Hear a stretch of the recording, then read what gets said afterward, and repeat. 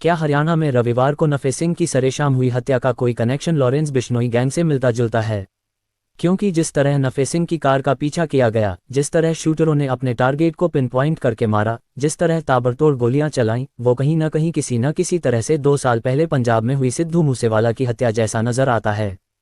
तो क्या इस हत्या का कोई लिंक लॉरेंस बिश्नोई गैंग से जाकर जुड़ता है? चलिए जानते हैं आज के इस एपिसोड में। मित्रों, वीडियो को लाइक करके चैनल को सब्सक्राइब कीजिए।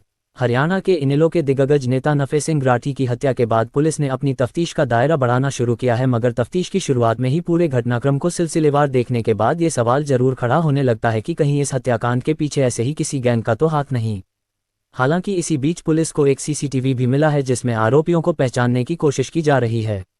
अभी तक पुलिस ने 4 आरोपियों के खिलाफ केस दर्ज किया है, जिनमें नरेश कौशिक, रमेश राठी, सतीश राठी और राहुल शामिल हैं।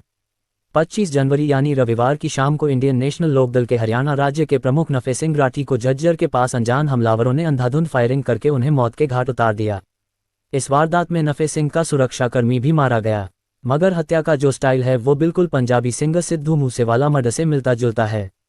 अब इस बात का शक पुलिस को भी होने लगा है कि कहीं इस हत्या के पीछे किसी गैंग या लॉरेंस गैंग का तो हाथ नहीं। साथ ही साथ पुलिस इस एंगल से भी जांच कर रही है कि कहीं ये कोई सुपारी किलिंग तो नहीं है, क्योंकि ये सारे गैंग सुपारी किलिंग करने में भी तो माहिर हैं। शुरुआती तफ्तीश में जो सामने नजर आ रहा है उसके मुताबिक नफे सिंह की हत्या पूरी प्लानिंग करके अंजाम दी गई है। याद होगा 29 मई 2022 को पंजाब के मानसा जिले के जवाहर के गांव के पास सिद्धू मूसेवाला को मारने से पहले कातिलों ने उसकी कार का लंबे समय तक पीछा किया और फिर उसकी थार गाड़ी पर ताबड़तोड़ गोलियों की बौछार कर दी थी। सिद्धू मूसेवाला को लॉरेंस के गैंग के शूटरों ने करीब 30 गोलियां मारी थी। उसी तर्ज पर नफे सिंह की फॉर्च्यूनर गाड़ी पर करीब 40 से 50 गोलियां दागी गईं। मर्डर का पैटर्न दोनों में बिल्कुल एक जैसा नजर आ रहा है। ऐसे में इस हत्याकांड का स्टाइल देख पुलिस को लॉरेंस गैंग या फिर काला जठेड़ी के नाम पर शक हो रहा है। फिलहाल हरियाणा पुलिस इस मामले में बारीकी से जांच कर रही है। बात नफे सिंह के घरवाले और उनके नजदीकी लोग बार बार इस बात का जिक्र कर रहे हैं कि नफे सिंह को कई दिनों से धमकियां मिल रही थीं। इसीलिए नफे सिंह खुद और उनकी पार्टी के कई नेता बार बार मुख्यमंत्री खट्टर से मिलकर उनकी सुरक्षा बढ़ाए जाने की मांग कर रहे थे। बात गौर करने वाली ये भी है कि नफे सिंह के नज़दीकी लोगों का कहना है कि उनके खिलाफ 6 बार हत्या का अटेम्प्ट किया गया, ठीक उसी तरह जैसे पंजाबी सिंगर सिद्धू मूसेवाला पर 6 बार जानलेवा हमला हुआ था। ऐसे में ये बात भी सिर उठाती दिखाई दे रही है कि नफे सिंह की हत्या कहीं कॉन्ट्रैक्ट किलिंग तो नहीं है, और पुलिस को नफे सिंह की हत्या में कॉन्ट्रैक्ट किलिंग का अंदेशा होने लगा है। साथ ही इस वारदात में किसी गैंगस्टर के शामिल होने का भी शक है, मगर अभी तक पुलिस किसी नतीजे या तस्वीर को मुकम्मल करने के नज़दीक भी नहीं पहुंच सकी है। नफे सिंह की हत्या के बाद हरियाणा के मुख्यमंत्री मनोहर लाल खट्टर ने सोशल मीडिया पर दुख जाहिर किया है और दावा किया है कि हत्या के आरोपियों को बख्शा नहीं जाएगा।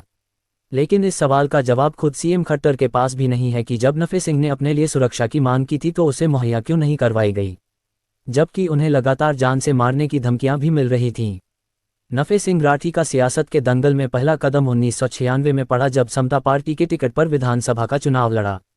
ये चुनाव नफे सिंह राठी जीत भी गए, लेकिन इसके बाद वो इंडियन नेशनल लोकदल यानी इनेलो में शामिल हो गए। साल 2000 में नफे सिंह दूसरी बार विधायक बने। इसके अलावा बहादुरगढ़ म्यूनिसिपल काउंसिल के 2 बार अध्यक्ष भी रह चुके थे नफे सिंह।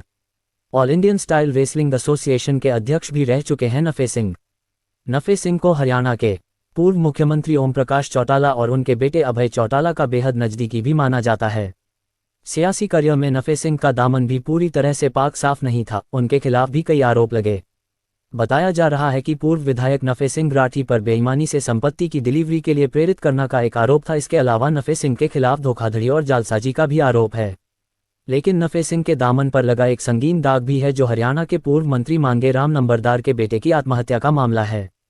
बताया जा रहा है कि राठी के खिलाफ धारा 306 यानी आत्महत्या के लिए उकसाने का मामला दर्ज किया गया था। ये बात 2023 का बताया जा रहा।